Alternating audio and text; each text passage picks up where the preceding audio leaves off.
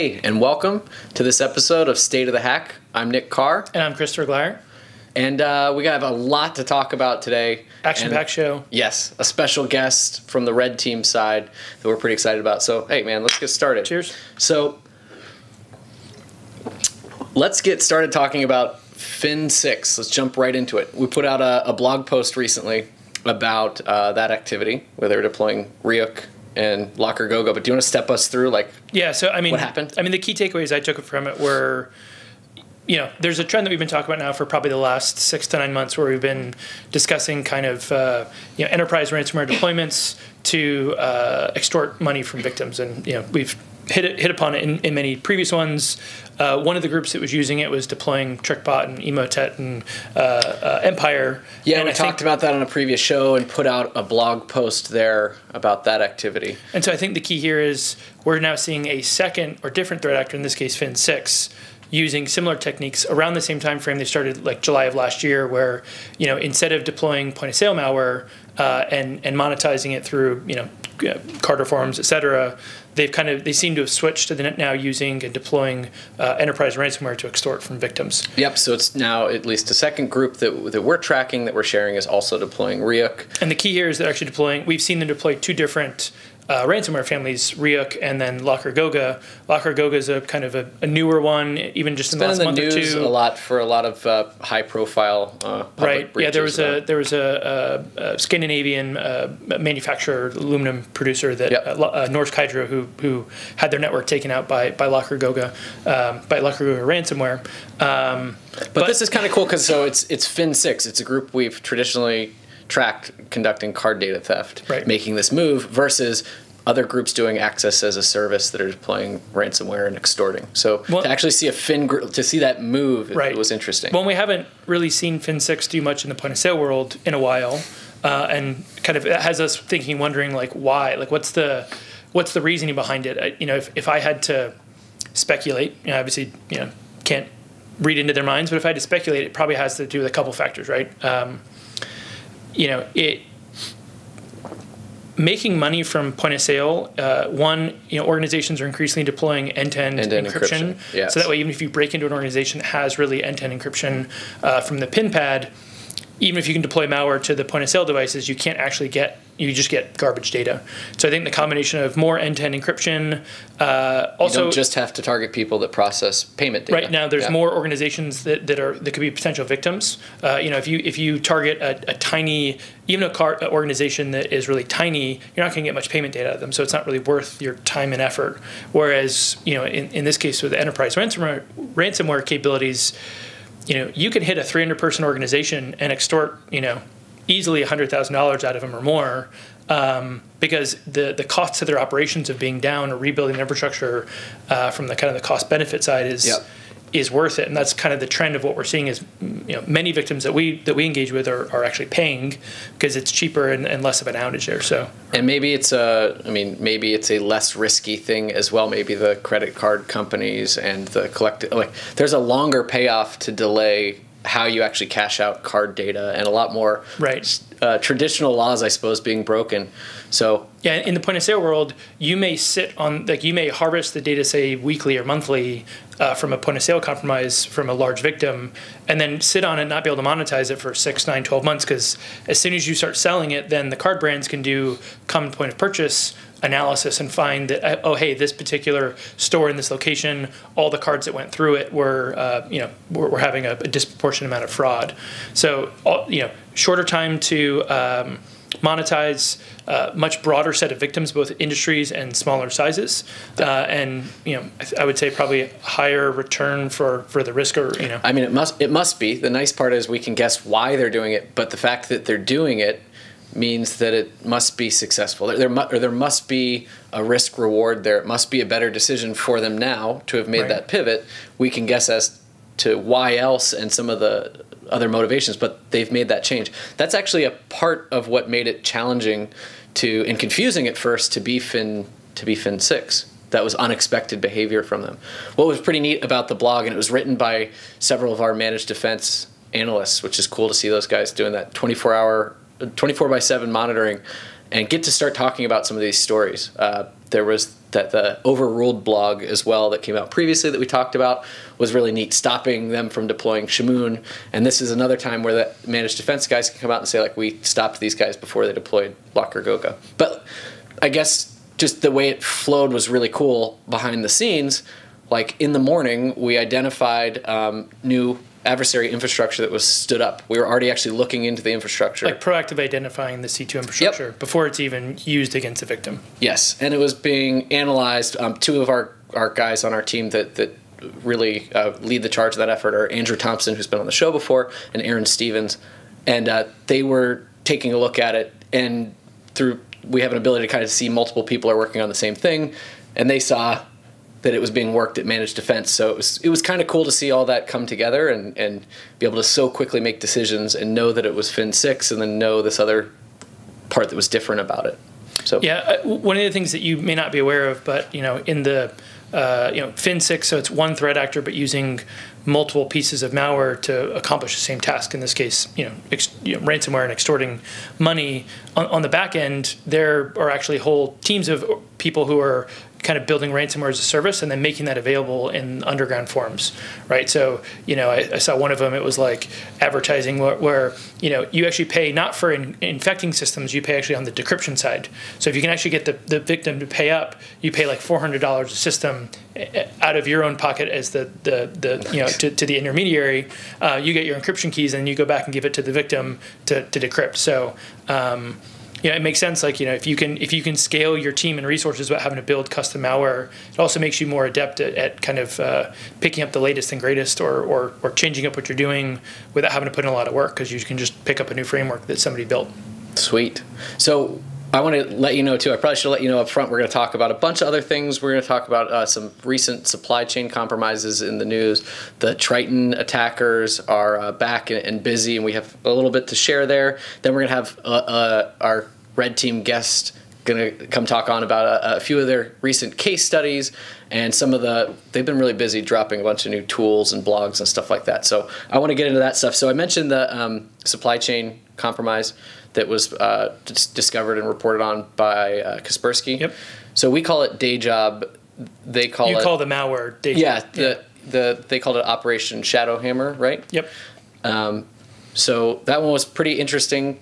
Yeah, if you're not familiar, an organization that makes computers, ASUS, was compromised, and then the attacker used their infrastructure to sign new malware, and then use the existing updater to basically deploy a malicious update, which had a piece of their or some malicious behavior included in it.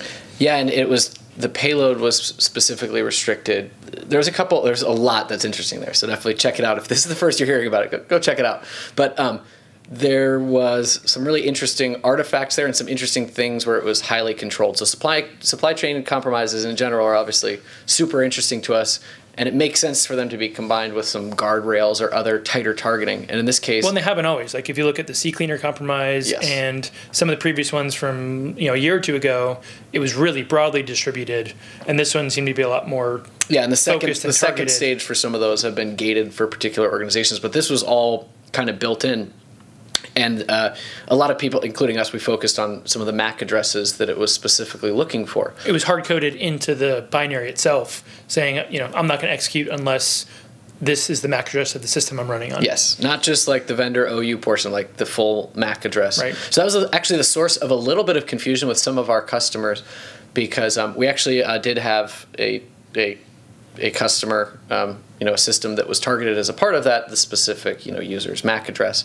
I don't think we can get into that too much, but one more broadly, some of those MAC addresses included, VMware systems and like MAC addresses that we would expect a lot of people had, and it did not do a whole lot of tight filtering. So observed some confusion, I think, with people around. Having the MAC address is a necessary but not sufficient condition. Yes. For having the second stage deployed. Yep. Right? So just because you have 50 systems in your network with the same, especially the VMware MAC address, doesn't mean those got the malicious update. Yep. You probably want to check those and do a little deeper analysis, but it's one does not equal the other. Exactly. And the other piece that was kind of cool there is everyone was ripping it apart. again, a lot of really neat stuff. But some of the build path stuff, some of the PDBs from the files that gave you some insight into where the files were built, those were interesting pivots to discover other files, other things about that attacker. I think in that case it was the D drive, C++, and it was like ASUS shellcode. It was like pretty explicit, but there are some other things to pivot from and discover there. Of course, the quality of that overlap and connection has to do with the quality of that data that you're pivoting on. But it was a pretty interesting exercise to go back again and go from there. And so for those of you not familiar, there's a string when you compile a binary that pulls in like what the full path is to the file on disk of the system where it was compiled. So now you can, as a bad guy, you can strip that out if you want, but that's an extra step that you have to take, and you have to be aware of, how people may use it.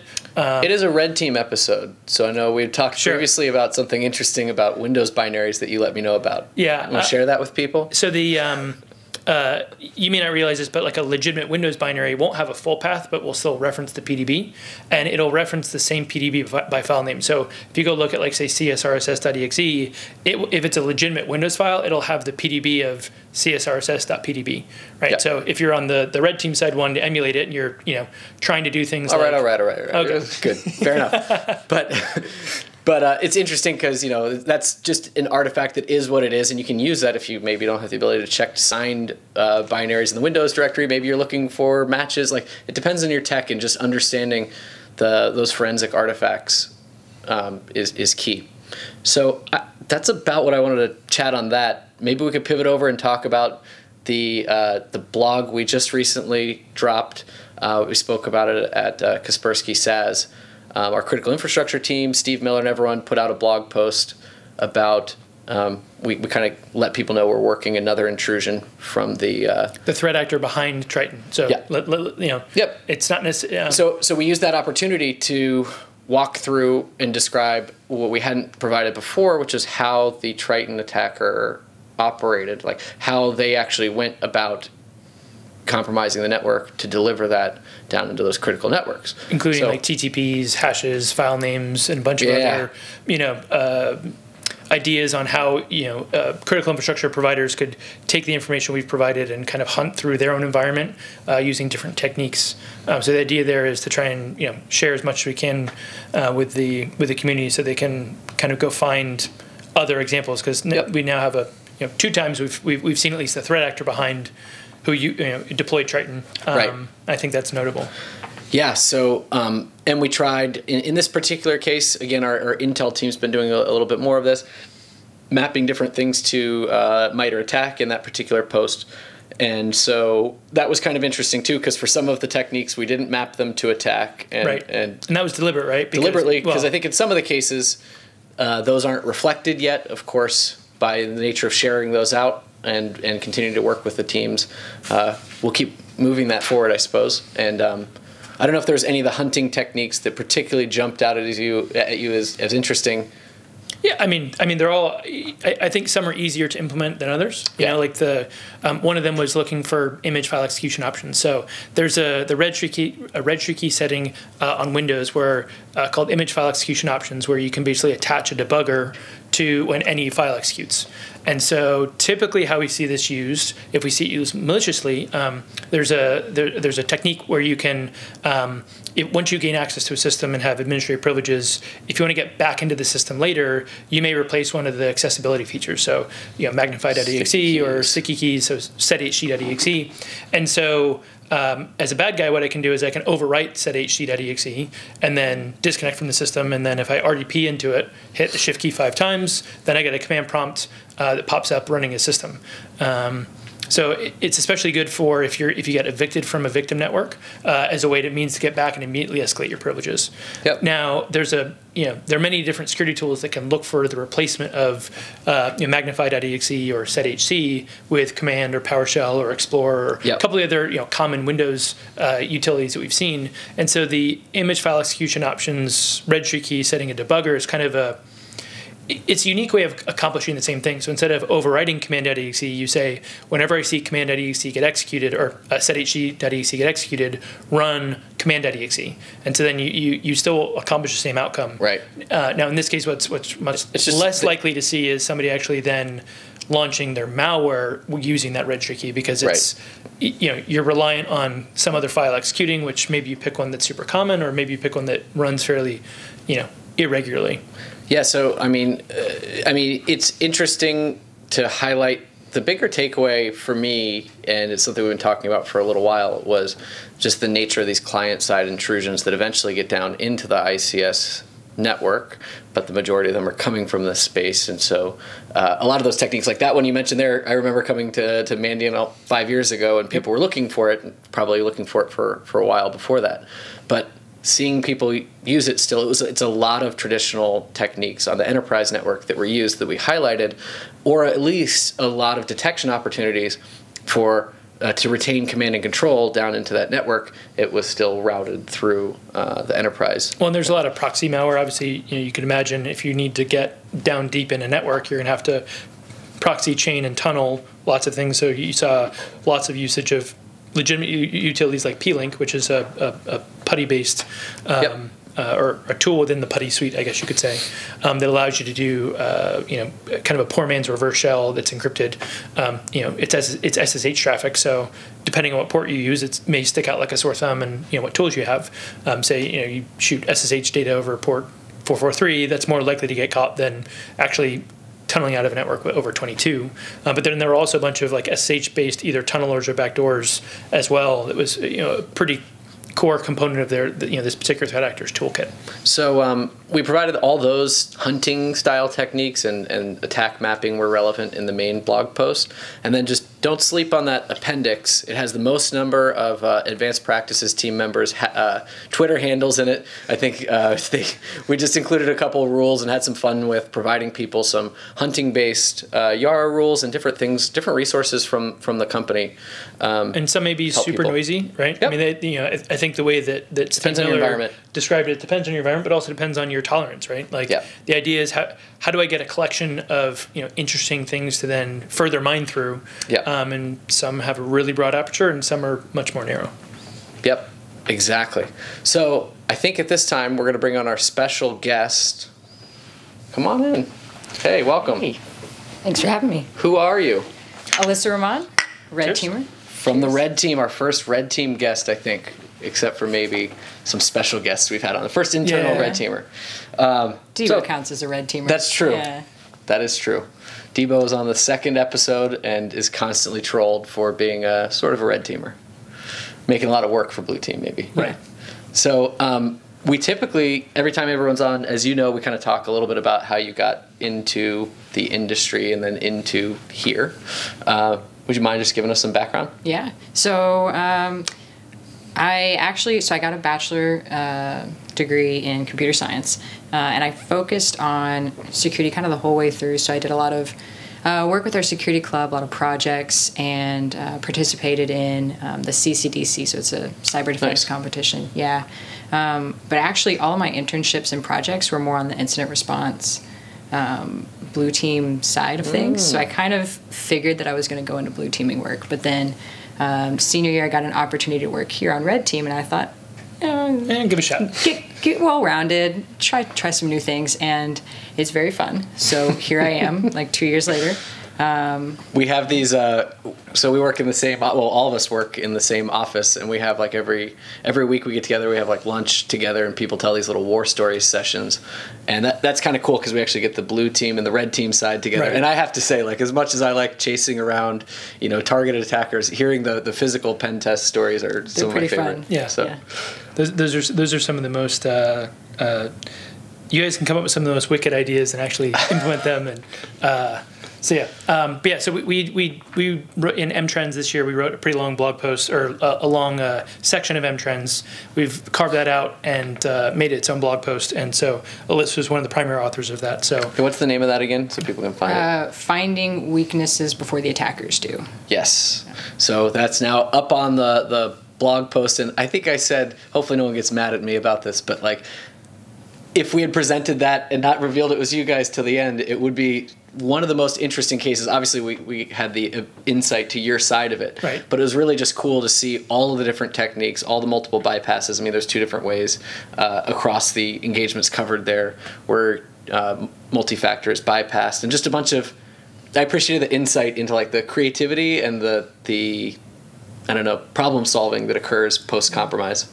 Yeah, I think that's one of the cool things about the way at least Mandiant does red team assessments, but it's very much a focus on exploiting misconfigurations. So part of the way we test out the blue team's ability to detect and respond to malicious attackers is to try to blend into their environment as much as possible. So I think it's a cool case study just because we didn't use any exploits. I mean, there are outdated systems, sure, in the environment, but we just kind of interacted with applications like a normal user, a normal administrator would, and it let us sneak through and get to the path of least resistance to all of our objectives pretty quickly. And eventually showing in the one of the portions highlighted, you know, one of your, I guess, what were your goals? Was to target a financial application as well as actually target an ATM and show you could obtain access. Yeah. So this article is actually co-written by myself and Curtis Antolik, who's one of our consultants out of the Northeast. But basically how we run these assessments is whenever we're setting things up with the client, we want to make them as objectives-based and realistic as possible. Because, you know, you guys were talking about, you can tell a lot about an attacker by what they're motivated and what they're targeted on hitting. So getting domain administrator, getting full, you know, access and control over a company's network is nice, but real attackers are going to be targeting PCI data or access to the ATM network, that sort of thing. So before we start any of the engagements, we sit down with the clients and we ask them, like, what are your crown jewels? What are the things that would be the absolute worst if you had to admit that you got breached? Are people pretty good at finding that? Because on the IR side, sometimes when you respond, it's like, what's super important to your business, and that matters like based on who you're talking to. They can tell you the what, but not necessarily with the where of like where it is. It's like, well, I can tell you where some of it is, but not necessarily where all of it is. So. They rarely know where all of their data is. We help them with that. We're pretty good at asset discovery, I would say, in a really mean way. But they typically will have a list of, I think for companies in general, PII, so any personal information for their employees or their customers. PCI data, health data, and then if they're the kind of organization that's like this case study was about financial services companies, they were a lot more concerned with access to their wire transfers and databases and everything like that. So I thought one of the more interesting points in the blog was actually how it got started, right? So instead of sending a phishing email, you guys use social engineering. Do you want to walk through a little bit of both as to the why and also like what do you do, you know, immediately post social engineering? So we have a handful of kind of go-tos for how we get initial access, and email and phone-based phishing are pretty much solid ways in 90% of the time, maybe more, and that's also partially just because that's what real attackers are using. So we try to emulate that as much as possible.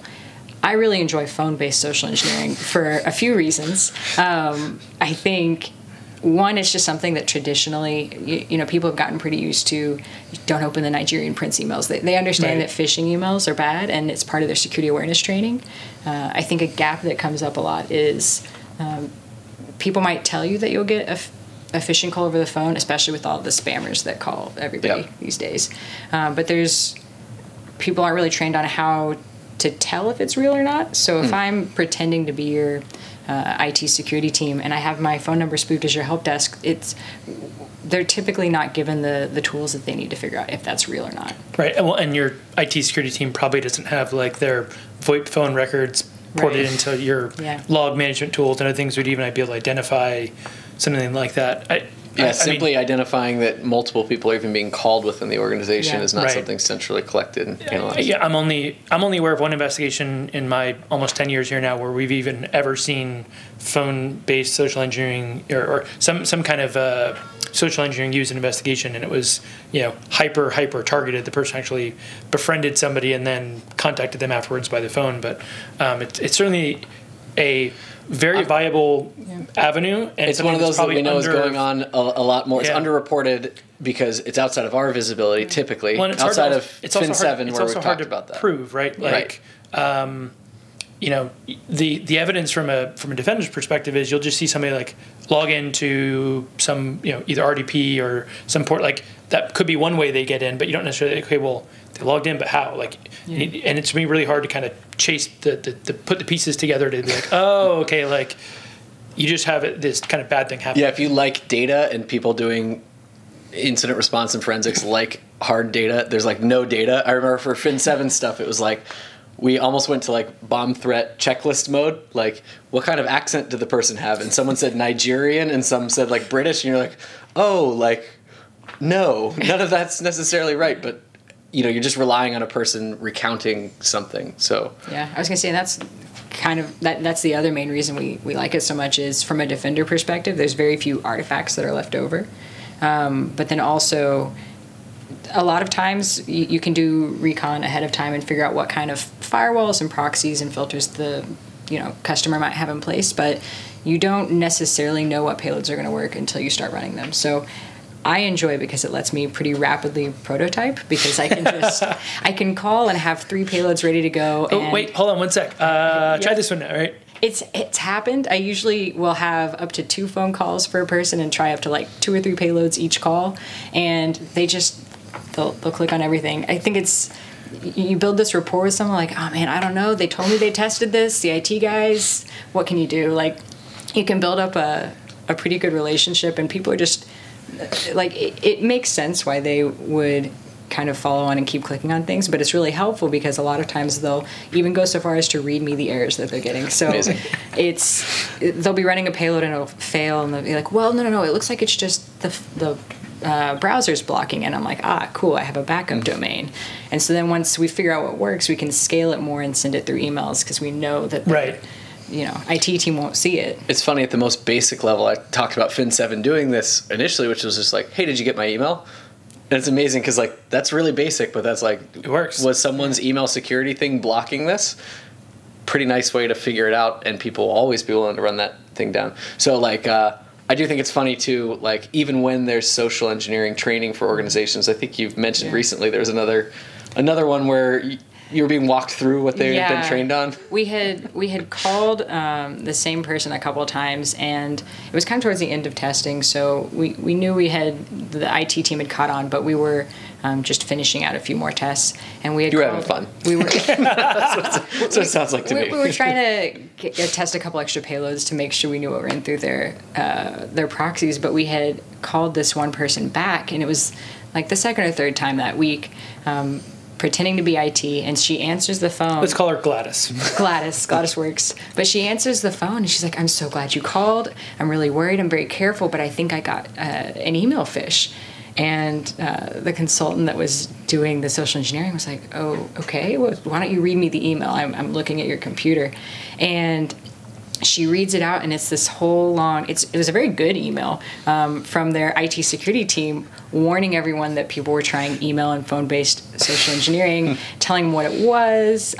They might how to spot signs for it. Yeah, they might try to get you to click on a link or type in your password, run something, and she reads the whole thing, and she's like, well, you just have to be so silly to run something like that. I don't understand how people fall for this.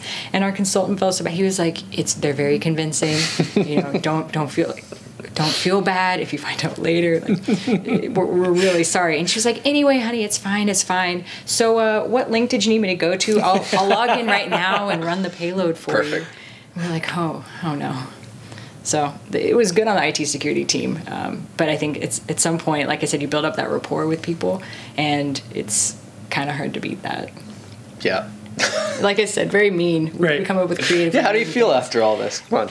Take a little shower, Yeah, a little bit. Sometimes you feel bad about it, but I will say, especially with the number of spam calls that people get these days, like you have family members and friends who get targeted, and people try to con them out of their own money. Mm-hmm. So I look at red teaming as a very creative, if not kind of mean, demonstration, or it's a much more impactful way to understand the risk of something when you've had it happen to you or you've heard it. Yeah. So I think it's mean, but the stories get told a lot around the office, and then people think twice, and they end up with a lot more information on how to not actually get conned or social engineered in their day-to-day life. That's how I sleep at night, at least. I'm in the office with you guys and hearing you make your calls, and then I'll get a phone call from someone in the DC area that's like, hey, I'm a security investigator for this person. We'll go through the background. I'm like, are you, though? And it's a whole thing.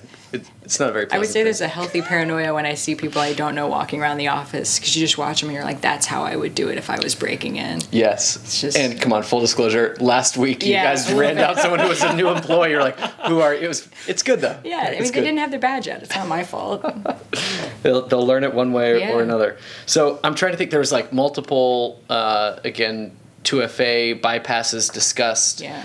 There's just some really cool stuff if people not haven't like checked exploits, that out. But creative ways of getting around something that used multi-factor to protect it. Right? Was there anything else that from you and Curtis's blog that you wanted to share that was kind of like stood out, novel or fun? I really enjoyed, so Curtis actually did this one, but so as part of the case study, basically we social engineered, we called people and got them to log in and type in their password, but we didn't have them run any payloads. So that was to like an OWA. Yeah, it was like a fake Outlook portal or something, and so they were. We had to figure out a way to go from just having their password and their credentials to actually logging into their network.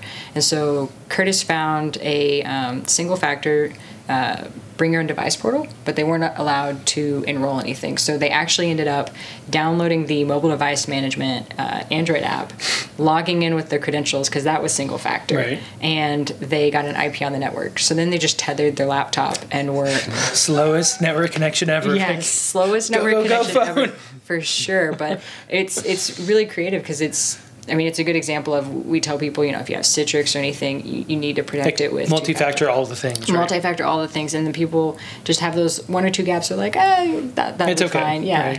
Right. But it was phone tethering is pretty solid. I like it a lot. Yeah, I thought that was a really clever one. Nice. Yeah, the post is awesome. So I'm so happy it's just up on the blog, and we'll link to it for people to check it out. So one of the things we started the discussion about on the Fin6 side was actually about more of some of our new capabilities in the last 6-9 months, more proactively using a bunch of tools to look for new infrastructure. How does that impact your OPSEC? There seems to be a lot of red team interest over the last couple of months too. It seems like a newer thing that there wasn't much discussion around this maybe even a year ago. Yeah, on both sides. What considerations do you guys have, or what's changed for you guys even in the last year? Yeah, I would say, I think in general, as far as the trends you're speaking of, it seems like OPSEC for red team infrastructure is something that's always been kind of a best practices. So I think best practice, but nobody did. Right. It's one of those things where it's the best thing to do, and if you're running one of the scripts you have for infrastructure setup, or you have the time to get through all the steps, you're going to set up your infrastructure well. At least that's if you're in a company like Mandiant has methodologies for how we set up everything. But I think recently there's been an increased look from defenders, like maybe increased awareness that the defenders are looking and talking about that sort of thing. Yeah, and I think that's put a little bit more of a, I would say, a sense of urgency on making sure you're actually looking at it. Right. Because, like I said, there's always this healthy paranoia, I think, that security gives you in general, but red teaming specifically. Because so what is your what's your concern when you're standing up infrastructure? What are you thinking about? So when we're setting up infrastructure for a red team versus a pen test, so with pen tests you might be just worried about finding vulnerabilities in the network, but with red teams, you are really wanting to test out the customer's defense and their detection and their ability to respond. And one of the things that we try not to do is immediately look like a pen tester or a red team, because if they can come in and see this is just something from Mandiant, it's going to change not only how they respond to the initial incident, but also how they start reviewing their logs and trying to hunt us down. And good blue teams are going to run through the whole same process anyway, but we don't want to give them the opportunity to cheat themselves out of a good learning opportunity. So we try as much as possible to not kind of tip off who we are. But then personally, just my paranoia of, I don't want to disclose who clients are, so I don't want them to be able to track it back to me or Mandiant, because I have the pride of not wanting to set up sloppy infrastructure personally. And then I also I don't reuse anything between engagements, because I think, especially with the increased hunting that people are doing, the communities on Twitter and people hunting through virus total, if someone finds one payload targeting one client and is able to trace it to another customer that's also being targeted, and eventually they're able to tie back to Mandiant, that's starting to leak information. So I think in some ways you guys might care in those shenarios about OPSEC more than not everyone, but maybe a good subset of attackers. And like one of the interesting things for me, we've had this talk a lot, and Andrew Thompson, who's been on the show, we've talked about it. Like, we understand there's varying OPSEC applied, right? Like the pen test thing. We don't want to create unnecessary work for just like starting an exercise. But what's crazy is what we observe is for uninvited, unwelcome compromises, the infrastructure looks very similar. So it's hard as we're observing it. The infrastructure stood up. Right. We just treat it all the same, right? Like if we see it, we're going to slam it down. It's a C2 server of this backdoor type, and you may or may not know who is using it. And we're trying to feed that directly into the products and stop stuff. And it's actually kind of nuanced and a little bit interesting for the case of a pen test versus a red team, because like we don't want to prevent our customers from enjoying a pen test that's targeted and authorized, but we actually don't know the difference. And because we're correcting for the broader issue, sometimes some of that is rolled up. So you almost need to overcorrect. maybe as a result we're forcing people to put more work into infrastructure stand up, but like you said, it's automated and templated, and it should be. Hopefully it is. I feel like it's like eating your vegetables. Everybody, like, nobody likes doing it. Everybody knows you should do it. It's good for you, but you just don't want to, right? When you always have the one case where your scripts break and you have to run back through things manually, so people get in their rhythms, which I think is funny, because I sit with a lot of our incident responders, and I talk to you guys a lot, but it's funny hearing about the weird typos or the tiny OPSEC fails that come up in investigations, because you guys are seeing it as, oh, why did they make this mistake, and I'm seeing it as, sometimes you just have typos. Sometimes things don't work. You copy paste the wrong command, and it's kind of funny seeing that real attackers have the same problem. The struggle's real. Infrastructure's hard. Well, especially when you have lots of it stood up at lots of different victims at the same time, and that's the differentiator too. Like I think maybe I'm softening. Maybe I've been too hard sometimes. Maybe it's just because we got a red teamer here. I think before we've talked about how like nation states look more like red teams. The red teams look like nation states. I've said that. Not the most popular take, but it's something I said.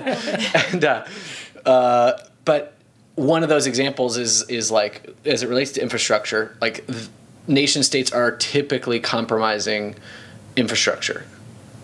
Those guys, suspected North Koreans, like anyone of any scale, like they will compromise legit infrastructure, and that seems like a dividing line between the activity, just because it's almost because rules of engagement. Like as a red team, you can't do that, right? Like you have to operate within legal terms and conditions, and all those things. So but the nice thing is on the blue team side, that probably adds in some differentiators for how you look at that activity, unless you have a red team that's maybe not operating by those rules, which is kind of fun too. But either way, you can stop it, right? But it's definitely a challenge. I think there are some perks to both sides. I think some advantages to both sides of being a legitimate actor versus not. It's also very true that any red team tools that are public are probably going to end up getting used by attackers at some point. That's just and they do free labor, so I don't blame them at all. That's what makes Debo fall into the red team category. Absolutely. Used his tool on pretty much all my engagements. So we released this week, actually this last week, we released a new VM, CommandoVM. Do you want to talk a little bit about kind of what was the genesis of that, and what's the goal or intent of being able to releasing that, and what we hope other red teams to be able to get out of it? Yeah, so one of our consultants, Jake Barteau, he made basically a script that automates installing and configuring a just plain Windows virtual machine, or I guess your host if you're bold. But it installs a bunch of tools and common things that we use for all kinds of assessments. So primarily a red team tool, but he's as he's iterating and adding on more stuff, he's wanting to add in things for helping blue teamers use the red team tools that are included in the VM to test out detections. Like practice and Right. It's deployed in the same way too. For defenders, if you haven't tried it, it's deployed in the same way as like a Flare VM from our Flare team. So they worked with Flare actually to be like, what do you do? Let's make this quick and lightweight for installing this and auto setting everything up with these scripts. Has some pretty sweet backgrounds too. It's super. Honestly, my favorite part. I mean, it's a great VM, and I use it for a ton of stuff now. But the little Mega Man background, or the they have all different colors. It's perfect. Mega Man inspired, I guess you could say. Yeah. The little commando ninja guy and girls. There's both. But I've gotten to the point where I set that as my Kali background too. Awesome. Nice. You got it. It looks like a little hacker. Right. It's exciting. But yeah, it's super. It's not a Kali replacement so much as you have to know your tools. There's like a complement. Right. And so I end up using both of them on pretty much every engagement I'm on, because there's some things that if you're testing out a payload, you just test it and then revert your snapshot and you're good to go. Or I develop payloads in virtual machines to make sure everything's clean. Sometimes you need an actual Windows environment to really, So I think that's kind of the difference in it. The reason it's not a Kali replacement is it's not just Kali tools ported to Windows, it's all of the Windows specific things that you end up needing on random engagements. Yeah. So they're still working on it, and if you have any tools that you guys think are missing, open up GitHub issues. But yeah, they've been responding and moving along. And adding them in, They're wanting to add in more, I think, mobile and wireless support too. So it's an awesome tool. Sweet. And the backgrounds are amazing. And then we had a really cool presentation recently on ADFS. Yeah. Eventually, maybe we'll have Doug Beanstalk on. I feel like we've talked about him on like 3 episodes. Sup, Doug? Yeah. But Doug and Austin Baker did a presentation at Troopers, and you guys did a code release. And I feel like I don't think we had a blog for it, so I just wanted to maybe highlight that a little bit. There's no blog release for it, but the talk is online. Highly recommend it. I think Doug tweeted out a link to it, and FireEye probably retweeted it at some point. But ADFS is Active Directory Federated Services, which is essentially Microsoft's implementation of single sign-on. So it's the way that you can configure, so your users with Active Directory accounts can sign into all of the cloud services that your company sets up. Whether that's Office 365 or Slack or whatever other services as you're migrating to the cloud, the ADFS server will take in their login, validate it, and then sign a SAML token and pass it on to your cloud services. So pretty much all these cloud services providers have ADFS connectors in, but as organizations move more towards the cloud, I think it's kind of a really good example of why, I mentioned earlier, getting domain administrator is really nice, but there are a lot more objectives that you can go after that require additional steps. So with this attack specifically, you actually have to have the ADFS service account to run it and be running on the ADFS server. So just having domain administrator isn't enough, but the premise of the attack is that it will use the ADFS account and server and export the signing certificate for those SAML tokens. And then you can pull it offline, and they have a script and some templates set up, but you can just forge tokens for arbitrary users. So since you have that certificate, as far as those cloud services are concerned, it's completely valid, and you can just kind of tell them, like, I'm Nick Carr. Right. And it's kind of like a Kerberos golden ticket, but for cloud services, right? Exactly. And that's the thing is I think the certificates by default last for a year. And you guys could probably speak to this better than I could, but I'm pretty sure it's not part of organizations' routine hunting or mitigation. No, I think it's a newer. Yeah. It's still very nascent in terms of most organizations' even visibility or understanding. Yeah, I think the blue team response to watching Austin and Doug's talk was a little bit like, oh, okay. Like, oh boy. Yep. Yeah.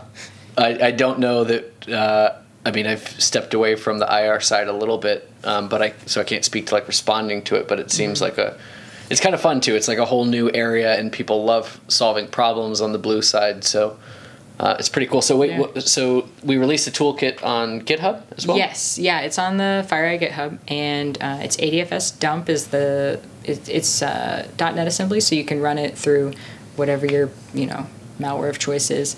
But you run it on the ADFS server under that service account. It'll export all the things you need, and then you can run it with a Python 3 script that's ADFSpoof.